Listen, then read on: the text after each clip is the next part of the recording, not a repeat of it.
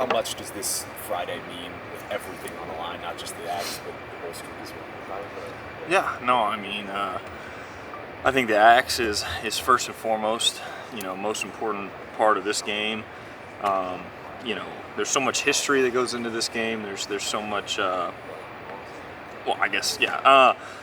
so much history that goes into this game, and just, so many people that have come before us, and, we want to have a lot of respect for that. And, the best way to have respect for the rivalry is by, preparing your tail off and practicing hard and giving it everything that you got. And then further than that, I think it just means a lot to our seniors, guys that are about to play their last game in Camp Randall, and want to send those guys off the right way. They mean so much to this program. They've given so much to this program, and so it would mean everything to us to be able to win this game and keep that Axe and extend our season.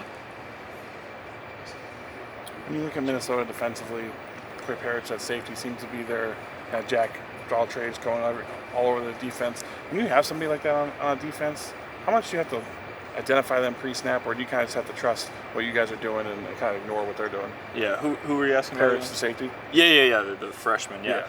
No, he's a good player. Good player. Got to be aware of where he's at. But I just think they're a solid group overall. They make a lot of plays, and they force a lot of turnovers. So, protecting the football is going to be one of the primary emphasis for us. We're going to have to play really physical to be able to run the ball. As you guys know, to win in this league, you have to be able to perform and do it in the trenches. And so, luckily for us, we've got a really, really tough and nasty O-line that's played really well all year. And I don't expect anything different on Friday. And I'm looking forward to being out there with those guys. They present some challenges. They're a good team, but excited about our plan, excited about our prep, and excited to compete.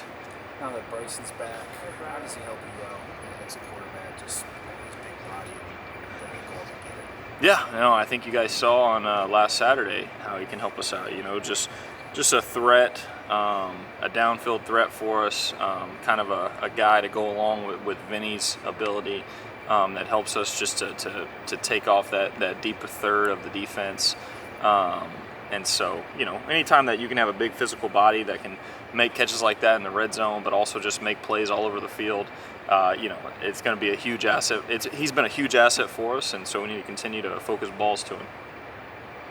Coach Finkel's talked about a few times how he introduces the rivalries of this program, especially for newer guys. And what does that look like in camp, or when you guys talk about it in the spring? Like, what do those presentations kind of look like? Yeah, no, I mean, we have designated rivalry nights during camp, which I think is a really cool part of our program, something that I really love and value that Coach Fickle does.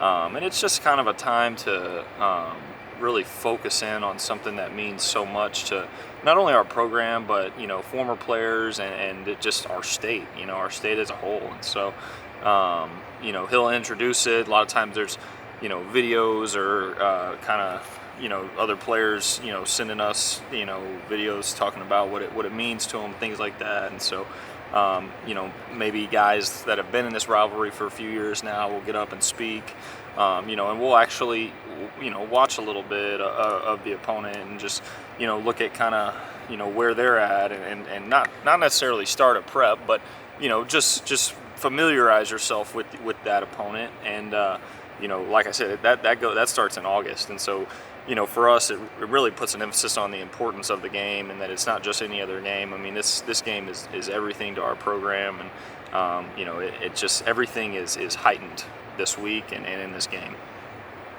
How do you feel the offense was able to adapt without an offensive coordinator last week?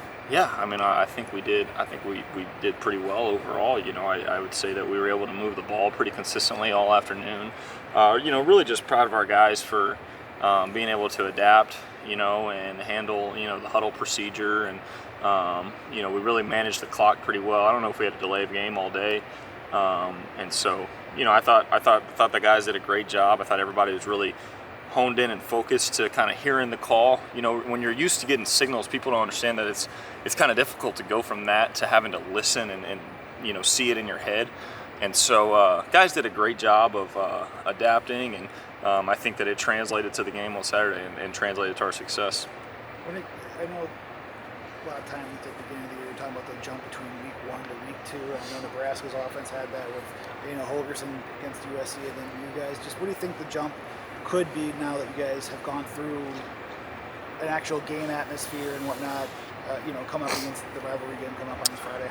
That's a good question. I don't think that that's something that I have put a lot of thought into or really focused on at all because, of the magnitude of this game. This is a one-game playoff for us. Our backs are against the wall, along with the fact that it's for the Axe and it has so much. There's so much that goes into it. So, I don't think that anybody's thinking about, making a jump from last week. You'd want to get better every day. You want to get better every week. But, this week is solely about doing whatever it is we can do to win the game. It doesn't matter what the score is. It doesn't matter how ugly it is or how great it is. As long as we have one more point than them at the end of the game on Friday, then everybody will be happy. It's going to be pretty cold on Friday. Knowing you're from Texas, will this be the coldest game you played in if it's 15 degrees? And how do you adjust to that? And how does the coaching staff prepare? You think it'll be the coldest game I played in? Well, I don't know where you've played. No, I know. I'm just kidding. No, yeah, it's gonna be by far and away colder than any game I played in Texas. That's for sure. But it's one of those things. We'll manage it. You don't know until you get there. Kind of the wind and how chilly it'll be. But we practiced outside today, and I would say that it went pretty well. We're still able to operate the way that we've been doing. You just got to get out there and move around and kind of heat yourself up. It doesn't feel good. I would certainly take playing in 100 degrees over playing in 20 degrees. But you get out there and you start playing, and ball is ball at that point. What's kind of the adjustments you have to make when you're playing in those type of colder temperatures from a quarterback's perspective that you have to manage a little bit more carefully compared to a regular quote-unquote temperature? I think that you just got to keep yourself kind of going. It's kind of easy to easy to tighten up, things like that, especially for the receivers and stuff. But the benches are heated, and I think the heated field should have some effect. Hopefully the managers kind of keep the balls from freezing, because that's tough to deal with. For quarterbacks, I'd say keeping your hands warm, or just keeping them from getting cold and losing feeling and things like that. So just everything that you would do. I don't think there's any extravagant measures that you take. So and like I said, once you're on the field and you're kind of running plays, it's hard to think about it being cold when you're thinking about having to execute and things like that. How's this Minnesota-Wisconsin rivalry compared to the Egg Bowl that you got to participate in? I think that's an interesting question. I haven't thought about that. It's kind of regional in college football, right? Right. I've I've gotten to be a part of some cool ones. So I would say this one is unique to me just because of the history. This game's been played since the 1800s, and playing for the Axe, and before that you played for the Slab of Bacon, I believe. And so I just think there's a lot of cool history, and I think it's really unique because Wisconsin's the only D1 in the state. And I think that it just means so much to the state. And then Mississippi was very cool. There's a lot of hatred for sure in that one. I'm not saying there's not in this one, but I think the hatred in that rivalry really stands out. And I think that there's no pro teams in Mississippi, and so that is the premier matchup each and every year. And so that was a really cool deal to be a part of. That game. Not this year, but traditionally is played on Thanksgiving night, and so similar to what we're dealing with, just being on a short week and kind of just having to, speed everything up, and you're running on fumes a little bit, and you're about to play the biggest game of the year, and but that was a cool one for me to be a part of. I was only there 1 year, but that year in particular, I think Ole Miss had started 7-0. And they ended 8-4, and we beat them at the end of the year. So it was pretty cool. I think I know you're focused on Minnesota right now, but just even as a student athlete, and you're your third year in college, but just how are you? Is it hard to reconcile just trying to focus on a game where the team does not have an offensive coordinator, or just who may be hired, or what could be in the future? Is it hard to reconcile kind of like focusing in on this game compared to what could be coming ahead? No, I just, I don't know. I think it's a one day at a time. It's a 1 week at a time deal. This one really means a lot to me. I think, obviously, I want to know what's ahead for the future of our program. I think anybody would say that, but,